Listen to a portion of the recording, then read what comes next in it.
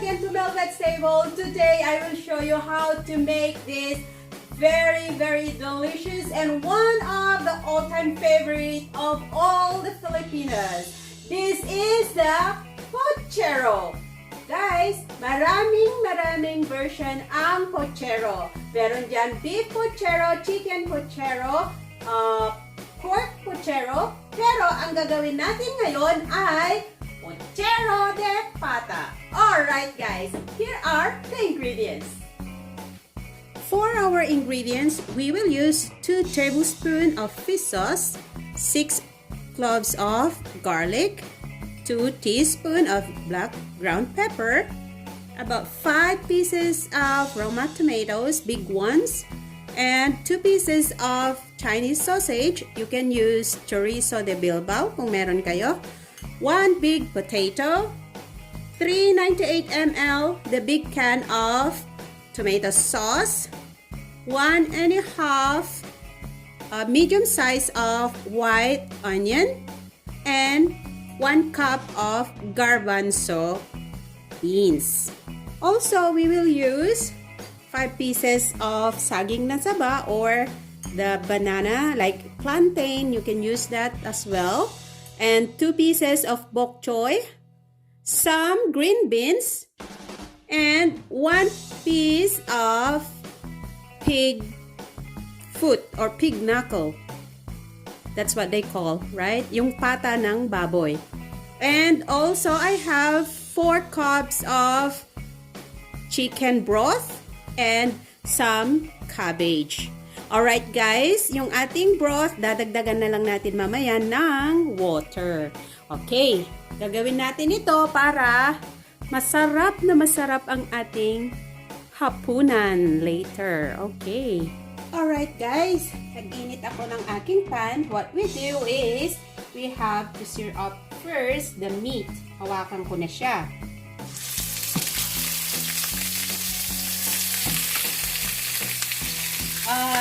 You might be wondering guys, ang ginawa ko dito sa aking pata ay blanch. I blanch it with ginger and onion, spring onion. Para sa ganon, yung amoy niya at saka yung lansa, it will go away, the smell. Alright? Then I rinse it and I put some salt into the meat.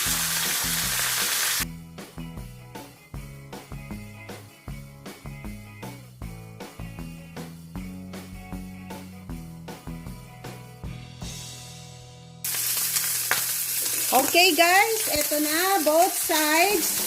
It's already been stirred up and browned. So make sure na ganun din ang gawin ninyo para masarap yung inyong pochero. Ayun. Yan guys.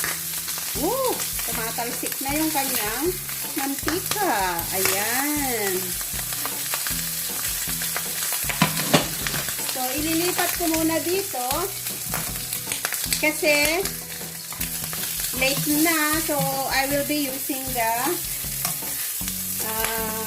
pressure cooker para mabilis makaluto. So, ayan guys, medyo mataas yung aking pressure cooker. So, what we gonna do is, I'm gonna put some olive oil. Ayan, nakikita nyo ba? Malalim ho kasi, mataas yung aking pressure cooker. Anyway, then lalagay ko yung ating Chinese sausage. Yan. Dito ko na siya guys i-fried para yung kanyang konting oil doon ay mahahalo sa ating niluluto. Right?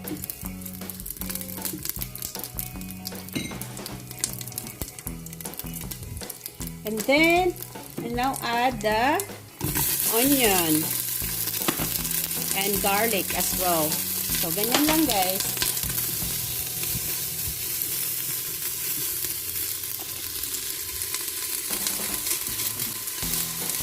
Then, lalagay ko na yung aking tomatoes.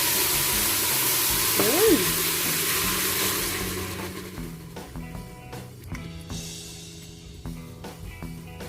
Next is, I have to put back the pata ng baboy. So, ilalagay natin babalik natin sa pot para dito na natin siya pakukuluan. Okay.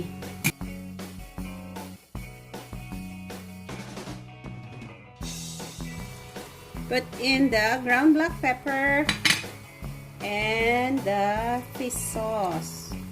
Ooh, smells good.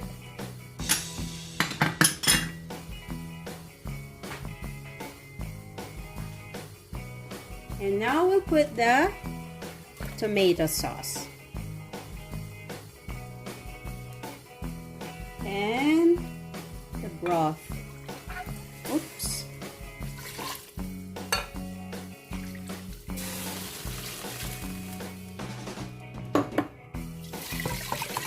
Yun guys. Tamang-tama. Napuno 4 cups. Pero guys, kung pakukuluan nyo ito sa stove top, ganyan din guys, kailangan lagpas yung tubig niya sa karne para maluto siya talaga. Since I'm gonna be using this pressure cooker, the water is good enough na. Dadagdagan ko na lang later kung kulang. Okay. So, ganyan lang siya guys. Tatakpan ko muna.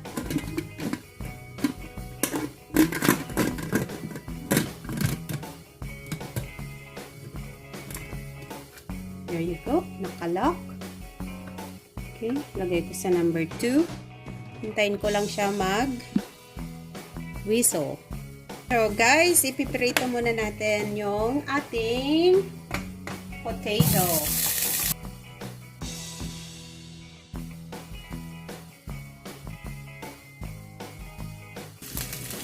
Then guys, we can also put the other side yung ating banana para mag-brown lang siya. Okay?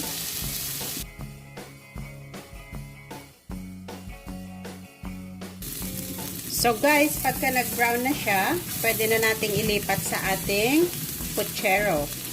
Okay? So, switch again.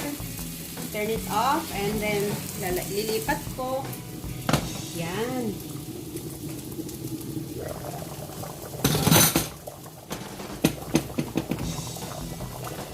Then ilalagay ko na guys.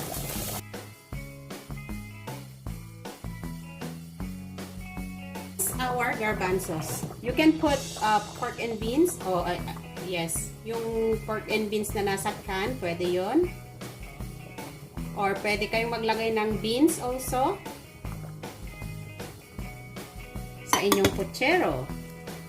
Sa akin kasi guys, gusto ko itong garbanzo eh. Masarap. Ayan. Look at that. Oh, diba?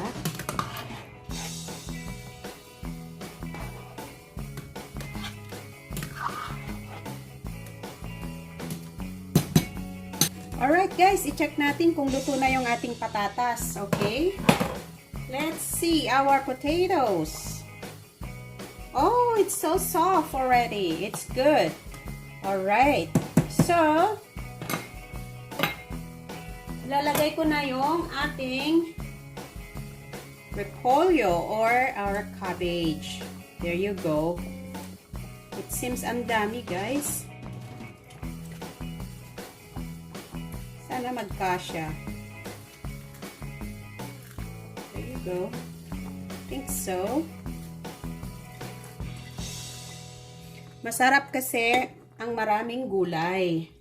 Pwede ko na rin ilagay sa ibabaw yung ating beans. Yan. Tapos tatakpan natin. Maya-maya ilagay natin yung ating bok choy. Okay guys, titignan natin kung luto na. At titikman din natin kung tama yung kanyang timpla. Okay? Wow! So, kulang siya ng konting salt. So, lalagyan ko siya ng konti na salt. Dahil sa nilagay nating vegetables. Ayan. And then, ilalagay ko na guys yung ating bok choy. Ayan, ang daming vegetables. Masarap to.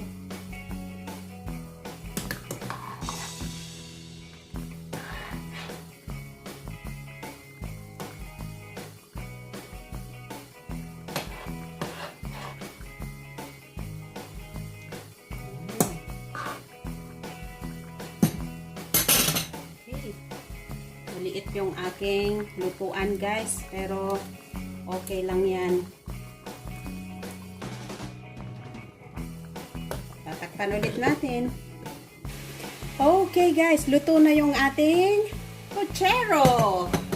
Yan, napakasarap po nito guys. Isa ito sa mga specialty ng mga Pilipinos, right? So, eto, lalagay ko na ito guys sa ating serving dish para mapicturean na natin. Alright. So, eto na guys, ang ating ginawang special na Pochero. Ito ay isa sa mga paborito nating mga Pinoy. Right? So, everyone who loves this too, please try this recipe from Mhelbeth'S table. This is so delicious. To all my subscribers, thank you so much. And if you're new on my channel, please don't forget to click on the subscribe button and the notification bell so you'll always be updated every time I will post a video in my channel. Alright guys, hanggang sa muli, enjoy your Pochero!